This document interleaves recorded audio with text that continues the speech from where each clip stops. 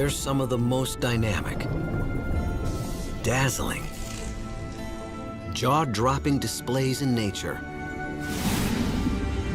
It's these rocket ships and explosions of sparks and spewing of what looks like blue smoke. And these long chains look like Japanese lanterns extending off into the distance as far as you can see. It's magic. Some flash, some sparkle. Others simply glow.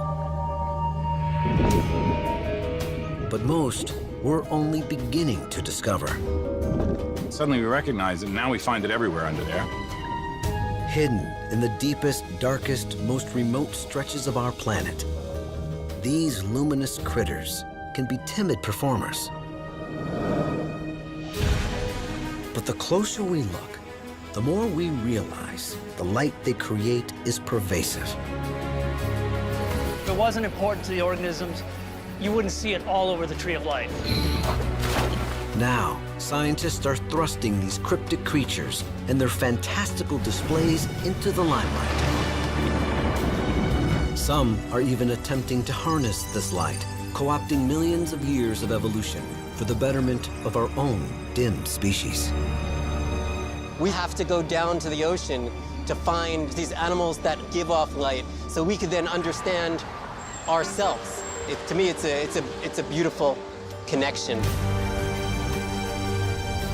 We're shedding light on the creatures of light. Right now, on this Nova National Geographic special.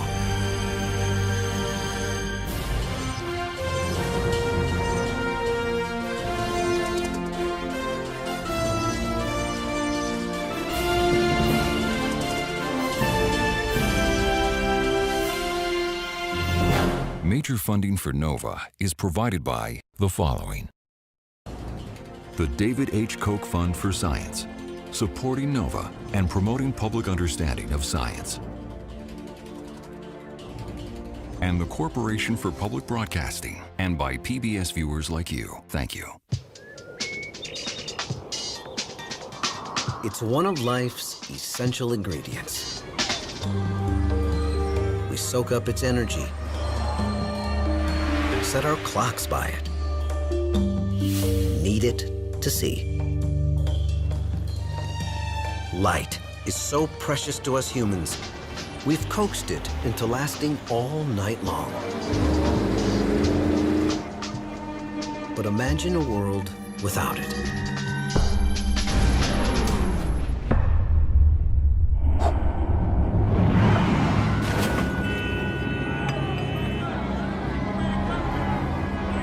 While we're cursing the darkness, countless thousands of other species have evolved a much brighter response. Without burning an ounce of fossil fuel.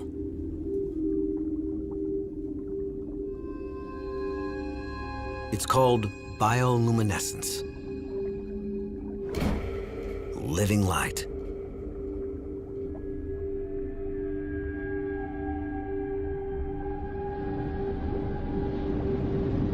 And from glowworms and fireflies to plankton and jellyfish, it's been lighting up the dark for hundreds of millions of years. If you look across the tree of life, essentially, bioluminescence is splattered all over it. It's just everywhere you look. How to survive in the dark? Make light. On land, where it's dark only at night, just a fraction of creatures evolved the gift of glow.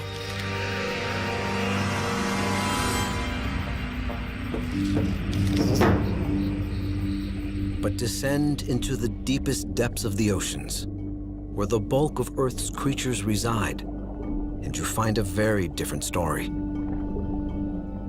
Down here, as many as 90% of life forms shine.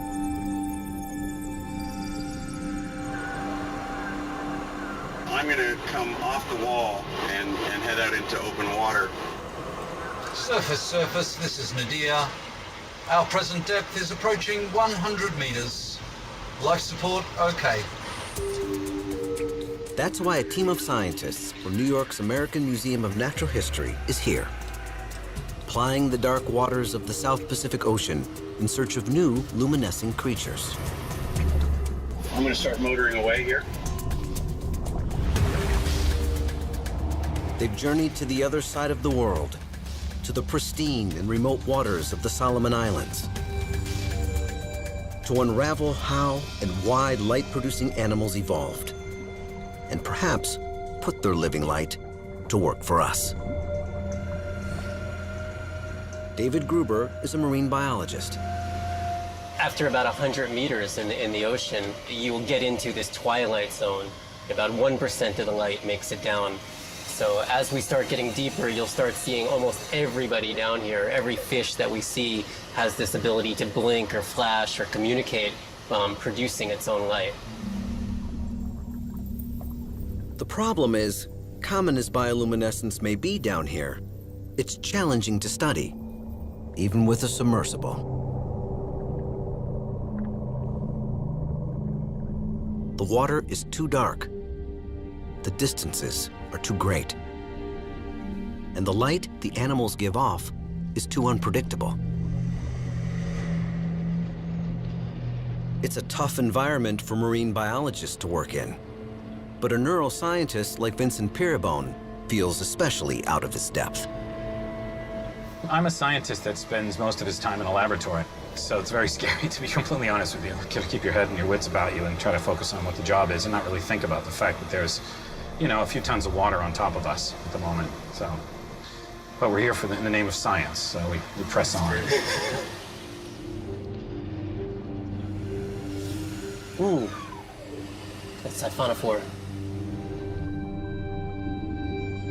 One goal for this trip is to develop a better low-light camera. Deep-sea bioluminescence has only been filmed in the wild a handful of times.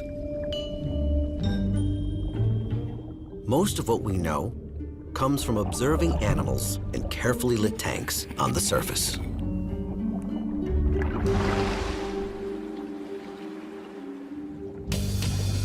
Whether it's the infamous anglerfish with its luminous lure, or the light-packed viperfish, one of the deep's most ferocious predators, scientists typically collect them in small trawl nets, like these. Bob, you're gonna turn around the net, right? Yeah. All right, thanks. They then examine their unique light-producing organs to infer how they work. That's what biologist John Sparks is trying to do with this viperfish. They may be fierce, but even the big ones are actually pretty small. This is a monster for these things. They're a bunch of different species. They're hard to tell apart. I mean, I've actually never seen one that big.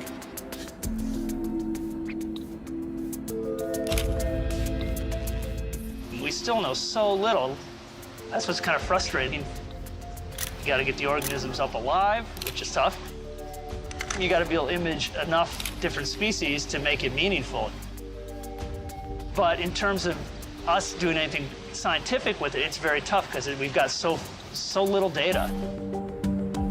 What scientists want to understand is how luminescent features became so pervasive in the deep ocean, and why, in a world full of predators, would animals invest so much energy into lighting up and standing out in the first place?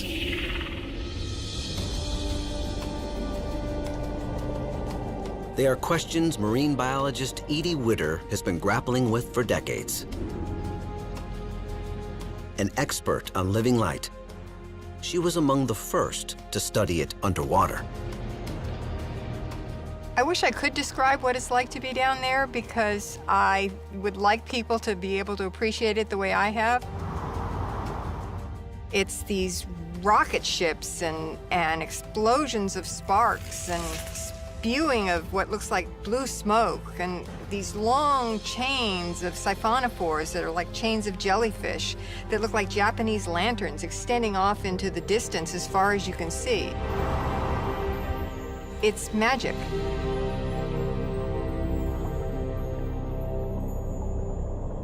Edie devised her own methods to trigger these underwater light shows. She mounted a large screen on the front of her submersible. When creatures bump into it, they light up, and her low-light cameras record them in the act. Over the years, the aptly named SplatCam has helped bring to light some of the most bizarre creatures in the deep. Everything from jellyfish to sea cucumbers.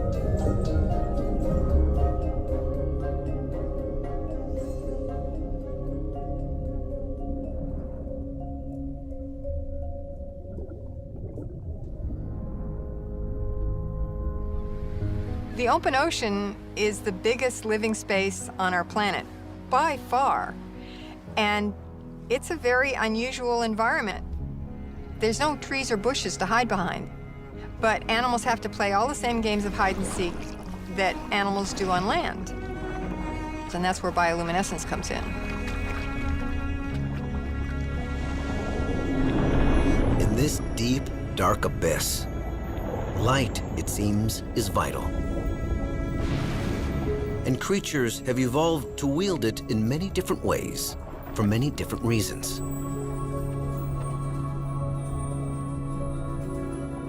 Tiny organisms called dinoflagellates, for example, alight in unison whenever the water around them is disturbed, taking the shape of whatever swims through them.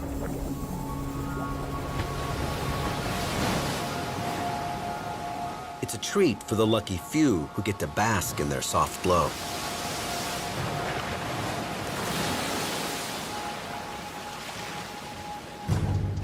But for predators of these microbes, like shrimp, it's more like tripping a motion sensor.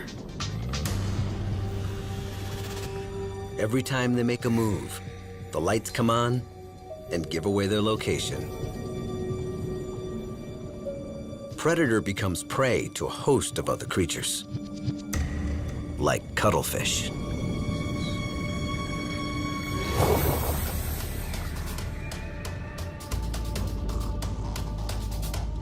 But some shrimp are armed with their own light-filled defenses. When threatened, certain species shoot bright flashes of light to stun and confuse their enemies. There's a lot of animals that actually can release their luminescence that way. So you can have something like a shrimp that will spew luminescence out of its mouth like a fire-breathing dragon and temporarily blind its predator while it pulses away into the darkness. Rather than blinding their predators, a huge variety of fish, from squid to sharks, use light to hide from them. It's called counter-illumination, and it may seem counterintuitive, but consider how a fish swimming near the surface appears to a predator in the depths below. As sunlight or moonlight beams down on them, their silhouettes are plain as day. And so an enormous number of animals in the ocean produce bioluminescence from their bellies that exactly matches the intensity and the color of the sunlight coming down through seawater. When the lights come on, the animals vanish. It's an amazing cloaking device. They just disappear, utterly disappear. Others, like ostracods, tiny shrimp-like critters, use light a bit more extravagantly. They ooze light to stand out and impress the opposite sex. Ostracods, which is about the size of sesame seeds, produce a crazy amount of light for such a little organism. And they'll squirt out one little dot, and then they swim a little further and they squirt out another dot and another dot. And the spacing of the dots is species specific. And so the female can recognize the male that she can mate with. So it's almost like skywriting, but it's light writing. It's beautiful. But mates aren't the only creatures light attracts. Many fish use light to lure food in, as does the most notorious bioluminescent creature of all. What is it? It's so pretty. Remember that ugly angler in Finding Nemo? Good feelings gone.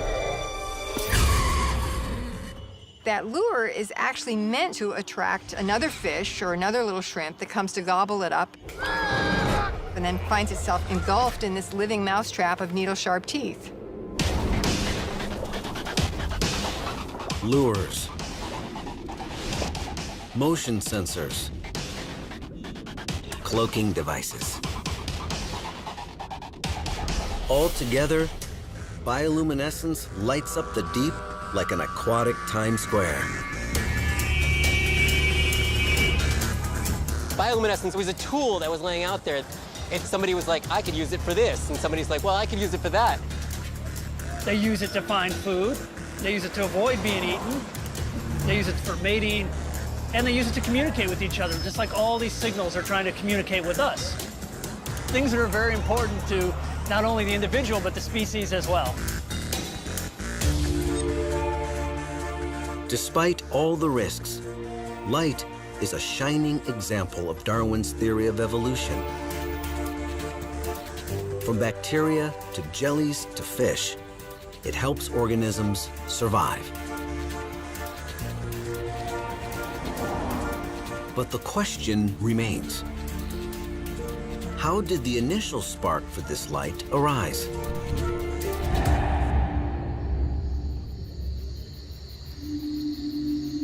To find out, scientists have turned to a different set of bioluminescent creatures, ones that are a bit more familiar and easier to study.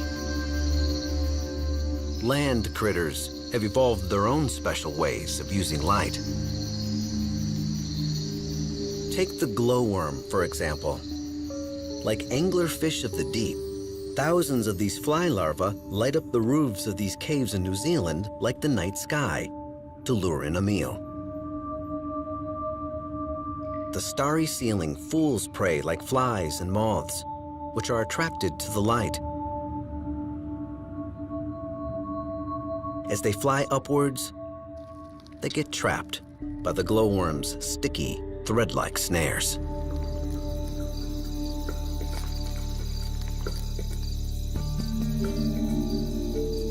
Rather than luring prey in, other bioluminescent creatures, like this millipede in the Sierra Nevadas, uses light as high voltage signs to keep predators out.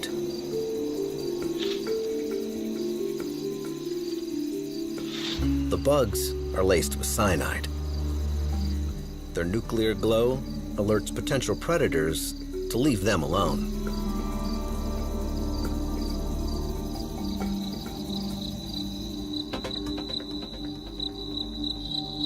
And then there are probably the most familiar displays of all. The brilliant flashes of fireflies are some of the most sophisticated mating strategies ever evolved. The ultimate in romance languages.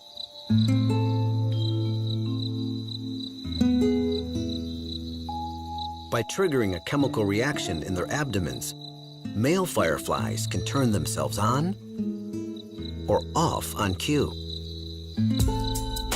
And if they do it just right, they'll turn on female fireflies too.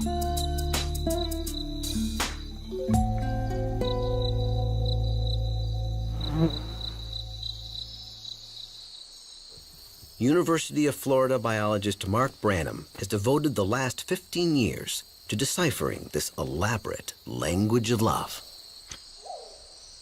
It's like breaking the code. A secret code that has two parts. If you actually measure these flash patterns very, very carefully, there are some features that are always standardized, and we think those are the parts of the signal which say, I'm a member of the following species. One of the 2,000 different species of firefly. which are actually not flies at all. They're beetles. There's also parts of the signal that have a lot of variation across individuals. This second set of flashes is personalized. The timing differs from fly to fly within a given species. Males are telling females, I'm a member of this species, but also here's a little bit about me. It's the females who actually make the choice. They can see all these males flying around flashing, and they see lots of variation in those signals, and some are more sexy than others, and so those males get a flash response by the female.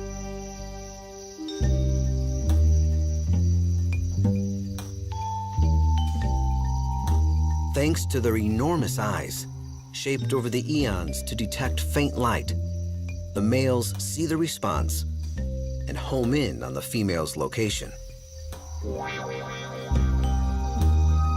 He'll flash back to her, she'll flash back to him, and they'll have a short dialogue until the male finds out where she is exactly, and he will land right beside her. It's Valentine's Day. It's the equivalent of strutting tail feathers or chirping and croaking. To succeed in the reproduction game, you've got to make yourself known. And light is an effective way to cut through the chatter. I mean, how can you miss a flash on a hot summer night?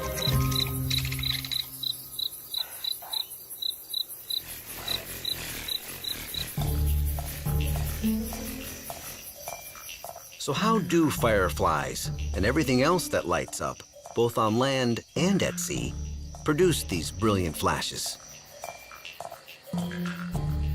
It turns out the luminescing beetles were the torchbearers for finding that out. In 1885, a French biologist working on a firefly cousin called Pyrophorus deciphered the chemistry responsible for their magical glow.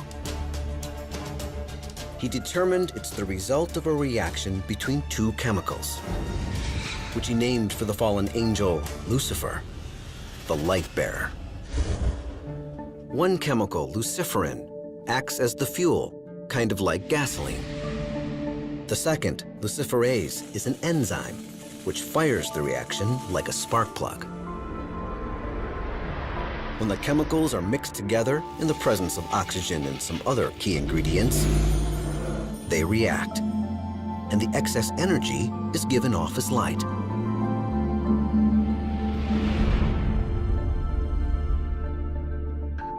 Over the last century, this light-producing reaction has been discovered scattered across the entire natural world, both above the surface and beneath the waves. That's how readily available these ingredients are.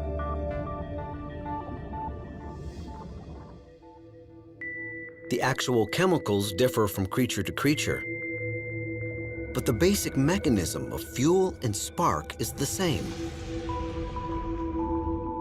From flies and worms, to jellies and fish, to snails, even mushrooms. The reaction is so common, it has evolved independently on different branches of the evolutionary tree more than 40 separate times. You find it from single-cell bacteria, up through things like starfish, jellyfish, up through the vertebrates, fishes. It's evolved so many times in so many different lineages. I mean, if it wasn't important to the organisms, you wouldn't see it all over the tree of life. When it comes to the survival of a species, nothing holds a candle to light.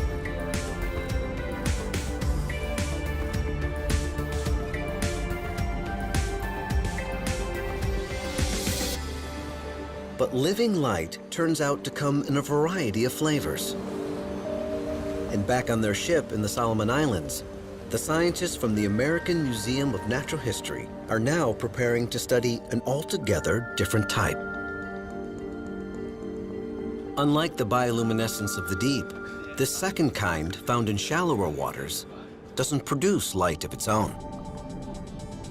Rather, it absorbs light from an outside source, soaks in its energy, and spits it back as a different color. It's called biofluorescence. And anyone who's ever danced under a black light or watched fingerprints light up on a crime show is familiar with the concept.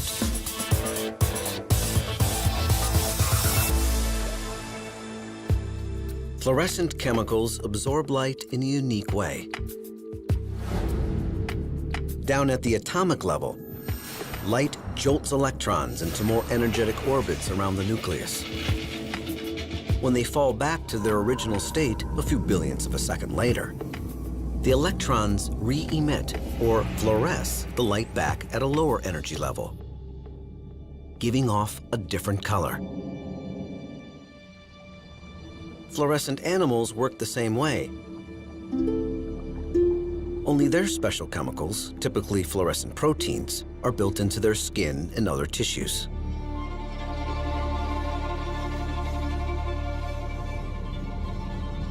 Biofluorescence is an odd property because the animals don't actually produce any light. You shine one color of light and they'll produce a second color of light. And it's a pretty rare phenomenon. That's because, unlike bioluminescence, biofluorescence requires a special set of conditions to occur in nature. It needs sunlight to make light, but not sunlight as we know it up on the surface. When it hits Earth, sunlight contains all the colors of the rainbow, as light going through a prism reveals. Each color is the result of a different wavelength of energy. But once the light hits water, things get interesting. Water acts like a filter, and the different wavelengths are only able to penetrate to certain depths. Long wavelengths, like reds and oranges, fade out first, then yellows and greens. And then finally, a sea of blue. And this pure blue light turns out to be the perfect trigger for fluorescence. So they take the blue light that's coming to them in the ocean and they convert it to greens and reds, and that gives them this color, this contrast. Depending on their chemical composition, different fluorescent proteins give off different colors, all of which can be hard to see. Without special filters, visible light can wash it out. That may explain why it's gone unnoticed for so long.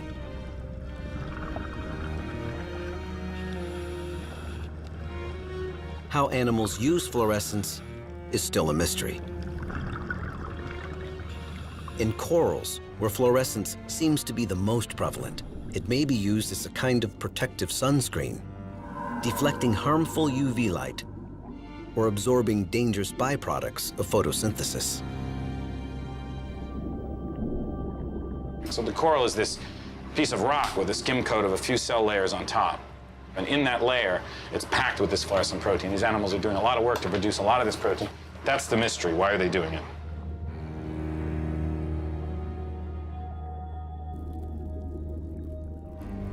For years, fluorescence was thought to be confined mainly to corals and some jellyfish. But recent finds reveal it may be much more widespread. And in 2012, while shooting a mosaic of fluorescent corals off the Cayman Islands, David Gruber and John Sparks had a big eureka moment. It's like 10 o'clock at night. We're diving on the coral wall. We're about 80 feet down. We're photographing lots of little montages of a coral reef, and then we stitch it together. And when we got back to our lab at night, we were looking through our photographs, and there it is, like this bright green fluorescent eel in one of our photographs. It was the first time they'd ever seen a fluorescent fish in the wild. We We said, what the heck is that? And we thought it was a joke. The guy, photographer was with us, had photoshopped something and it was just playing with us. No, he's talking to you. I'm turning this light up. We didn't believe it at the time. We just checked our lenses. We thought there was some kind of glitch in the camera. Essentially, we got photobombed by a reclusive green fluorescent eel. We get in on these guys down here. The eel opened up a whole new world for the scientists. It just keeps turning it on. Armed with blue lights and yellow filters, the team started seeking out fluorescence closer to home, in aquariums. Hey, this guy right here. And they found it everywhere, all the way up the food chain. Man, check that out. In seahorses, Shooting from right over it. rays, Is there a step on and that? even some sharks. They're going pretty good. Good, huh? Did you get it? I saw the shark glowing like crazy. Yeah, they're gonna... All have been hiding their true colors in plain sight. Whoa, there it is. That's the fluorescent one. Look at it. You can see it from here.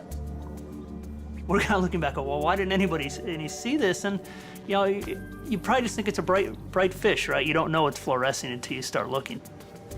Once you start looking, then it's all over the place.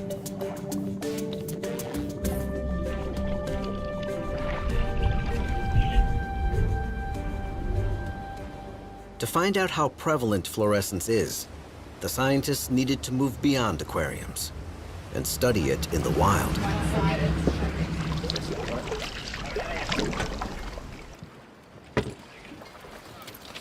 There's a lot of nice ledges kind of cut into the reefs. These little guys are gobies or blennies. But what's nice about these guys is almost all these little groups are fluorescent, and really fluorescent. These fish here look exactly alike, but they're all different species, so. And if you put them under fluorescent light, they look really distinct. In the monotonous blue underwater world, the fluorescent splotches and stripes may act as secret barcodes, signaling fish's identity to potential mates.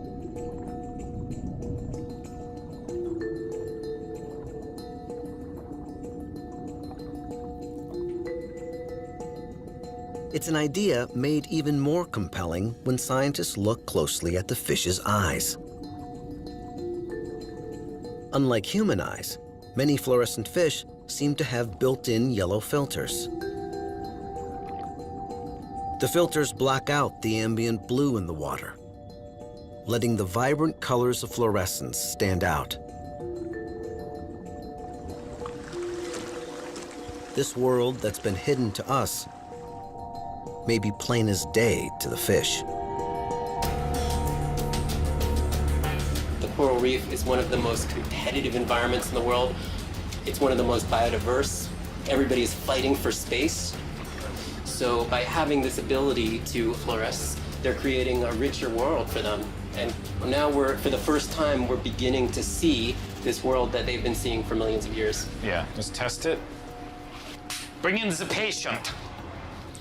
For neuroscientist Vincent Peerybone, the discovery of new fluorescent animals is particularly exciting. Impressive. Wow, it's brilliant, brilliant. He's especially interested in the proteins that make the fish fluoresce. He's hoping to use them to light up living nerve cells and ultimately map the human brain. The inside of the brain is a black box. It's probably the most amazing instrument on the entire Earth, and nothing else comes close to the ability of the human brain. And yet we don't have even a very thin understanding of how it works. So we've been in the ocean looking for proteins that we can put into nerve cells so that those nerve cells glow. And we interpret that information and find out how the brain is doing what it does. Scientists use fluorescent protein to light up the inner workings of cells.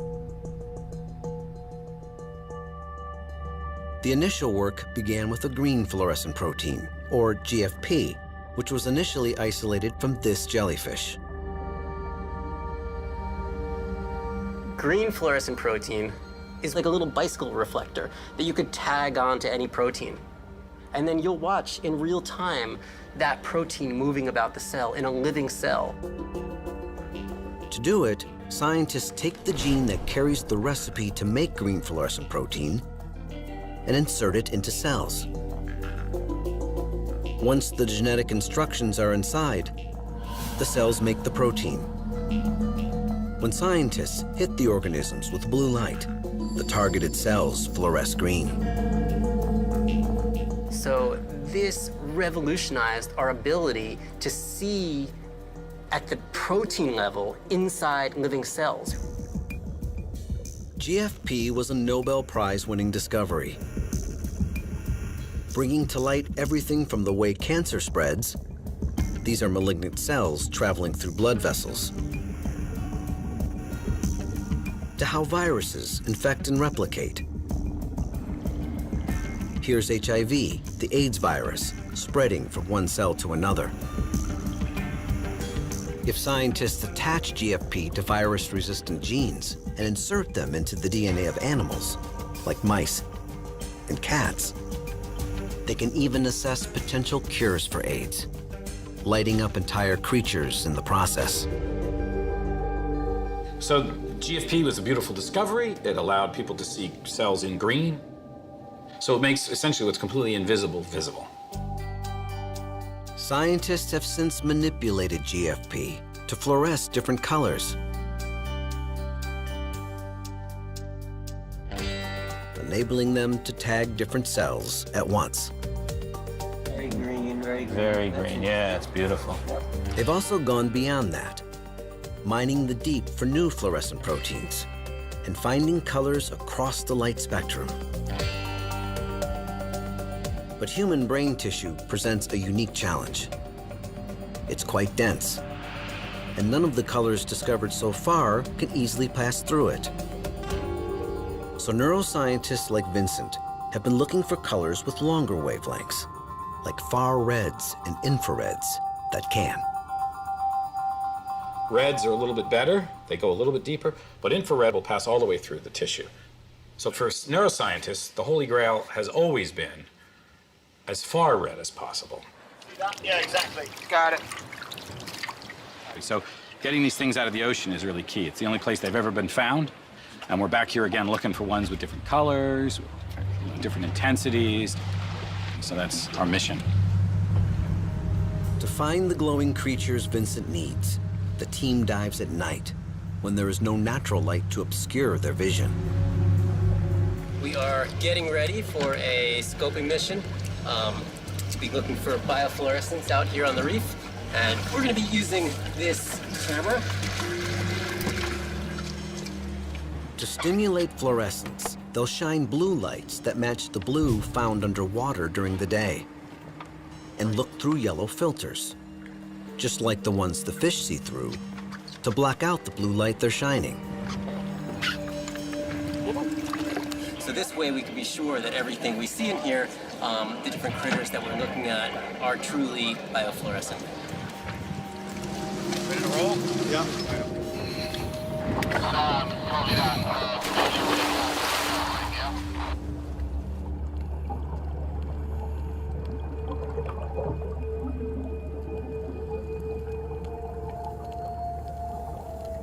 The divers have to get pretty deep, about 100 feet down, approaching that special zone that during the day is awash in blue, the most likely spot to find fluorescent animals.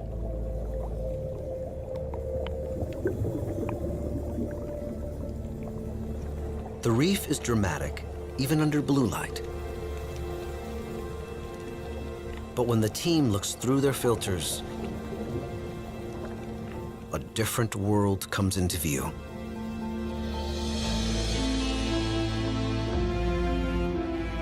A Technicolor dreamscape.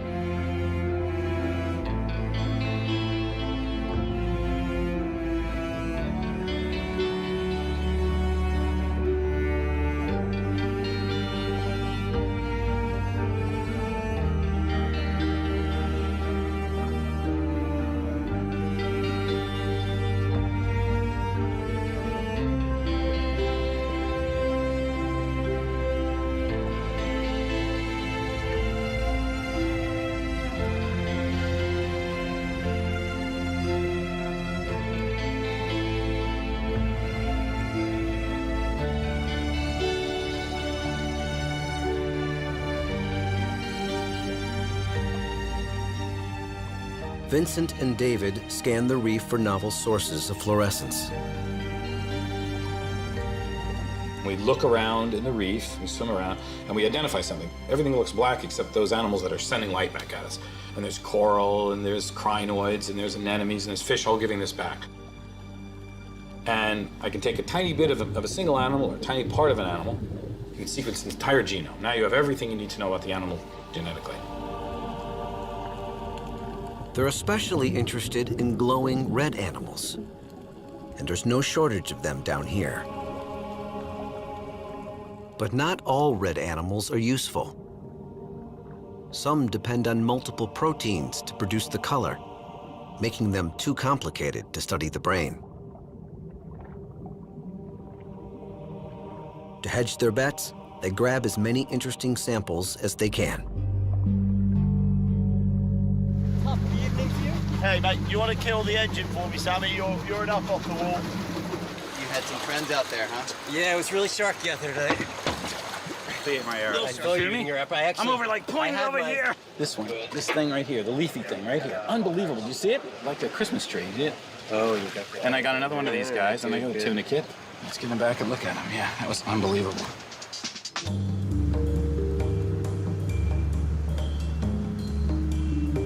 Back at the ship's lab, the scientists anxiously examine their catch. Once again, simulating the ocean blue with their special lights and peering through their yellow filters. All right. And this is what? This is the soft coral, right? Red fluorescent protein, and these two peaks they are. Of chlorophyll. All right, so let's go through here and see. Oh, my goodness. It's very nice. Anything promising gets a closer look under the microscope. What is it? That's crazy. You think it's a coral? No, and it's only on small parts. I wish this boat wasn't shaking so much. Somebody radio up. Somebody radio up and just stop moving the boat. Not everything they collect turns out to be fluorescent. Nothing. It's not fluorescent at all. No.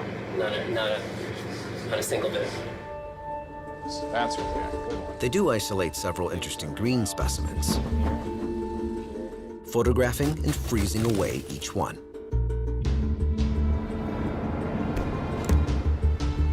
And then, finally, There you go.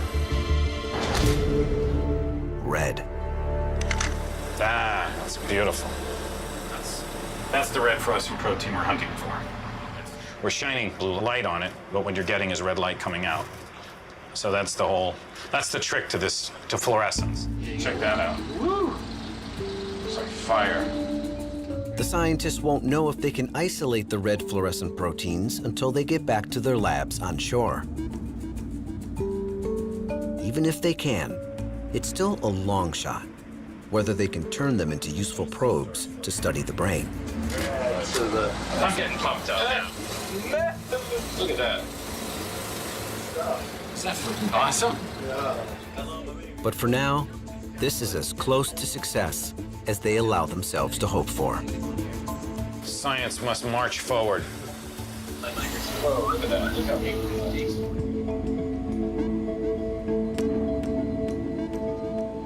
Back in New York, John Sparks and David Gruber rescue their samples from the deep freeze at the American Museum of Natural History and begin the painstaking process of carefully examining each of their hundreds of fluorescent specimens. Yeah, start with that. From one eel just a few years ago, Perfect. the scientists have now discovered fluorescence in more than 200 species of fish. Biofluorescence, it's found all over the tree of life, but just like you see for bioluminescence, it's like somebody just took it and threw it at the tree and it kind of stuck in certain places. No clear pattern to it. Now it's a matter of extracting the proteins from the diverse creatures, starting with a bit of tissue. We only want to isolate the little bit of the tissue that is fluorescent and nothing else. Let's go from Extraneous tissue, yeah. here to here. Yeah. Perfect. Now let's go into here. Beautiful. From this, they isolate the genes that make the proteins causing the critters to fluoresce. and then send any promising targets off to Vincent. This is exactly how a plate should look, nice and distributed. They should be far enough apart. At Yale, Vincent and his colleagues tried to turn them into tools to understand the brain. Using genetic engineering, they fused the fluorescent proteins to others that are sensitive to voltage, the language of brain cells. So that'll run for an hour. Okay. They've recently done this with green fluorescent protein and fruit fly brains, which are less dense than ours. So we need a protein that can go from dim to bright very quickly, up, down, up, down, up, down, to be able to follow these rapid transitions in electrical signals that we see in a cell. They then insert the glowing voltage-sensitive protein into the flies. Under a special microscope, they can now watch as the flies think. Each time a neuron fires, the voltage changes, and so does the intensity of the glow. To be honest with you, it's absolutely exciting to sit there and see a brain of an organism as the animal's thinking and watching it as it happens in real time. Unlike conventional scans, which measure activity across the entire brain, these flashes of light and color are some of the first direct images of electrical activity of individual neurons in a living, thinking brain, the basis of all behavior. Here's a fly being presented with a new smell. When going to sleep. When waking up. So far, the scientists have managed to image just a handful of neurons, a far cry from the 86-odd billion powering the human brain. But to Vincent, it's a profound step on the way to decoding how our brains govern our actions and conjure our thoughts. Ultimately, that nerve cell activity is what gives us consciousness, memory, behavior, personality, everything we do. It derives from that. So not understanding that is an absolute crime. And now with these probes that we're developing, we can now start to record every single neuron. To map anything more sophisticated than a fly, though, Vincent is missing one key ingredient: those red fluorescent proteins. Fly brains are tiny and relatively transparent. Green fluorescent protein can penetrate them easily. But for bigger, more complex brains, scientists still need infrared. Again, the goal of the far red is to have this ability to shine far red light, which penetrates through tissue better. So red is just really what everybody wants. It'll take years to fish through the hundreds of samples recovered in the Solomons. They're still working to purify the bright red coral that had them so excited on the ship. But one of the fish they picked up, a species of lizardfish, seems to fluoresce far red light quite well. The team has just determined that a single protein is responsible for the red fluorescence. And Vincent hopes to soon engineer it to light up neurons. These tools that we're developing and that other labs are developing are giving us a chance to witness those things we've wanted to witness since neuroscience began 100 years ago. But we're, for the first time, being able to see the process as it happens. And the promise of glowing creatures isn't limited to the brain. Around the world, other researchers are harnessing them in many different ways.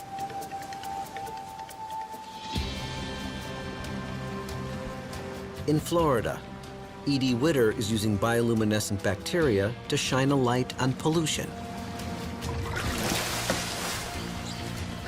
Toxins in polluted water happen to interfere with the bacteria's ability to produce light. The more polluted it is, the more the light dims, so you get a relative measure of toxicity. By taking sediment samples in threatened estuaries, mixing it with the bioluminescent bacteria and measuring the light they give off. The technique provides a quick and cost-effective way to detect pollution. Elsewhere, scientists have modified firefly genes in the hopes of creating bioluminescent trees that could one day light up cities. Another lab has co-opted marine bacteria to produce an electricity-free lamp.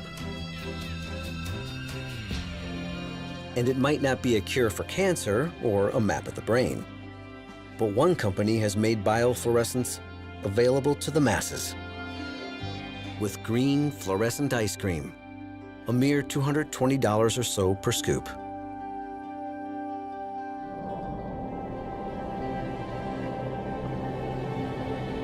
As for Vincent, David, and John, they're already planning a return trip to the South Pacific and other remote stretches of our planet to search for new, dazzling critters,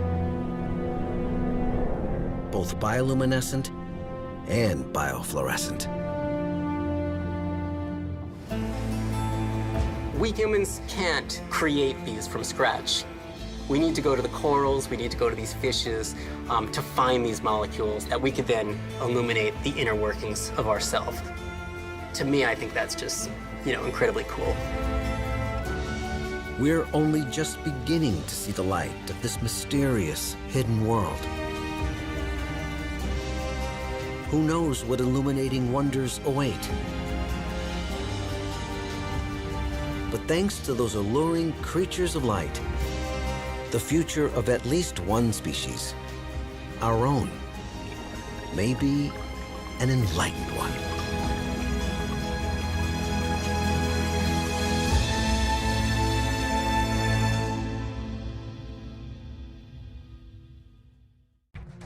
The investigation continues online, where you can watch this and other NOVA programs. See how other creatures throughout the animal kingdom have evolved smart ways to communicate, from slime molds to cephalopods to dolphins. And watch a profile of Edith Witter. Also, watch original video shorts, explore in-depth reporting, and dive into interactives.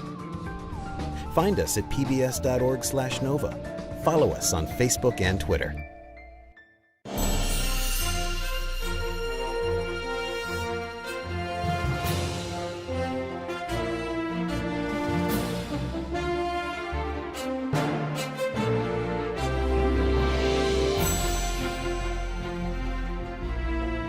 This NOVA program is available on DVD. To order, visit shoppbs.org or call 1-800-PLAY-PBS. NOVA is also available for download on iTunes.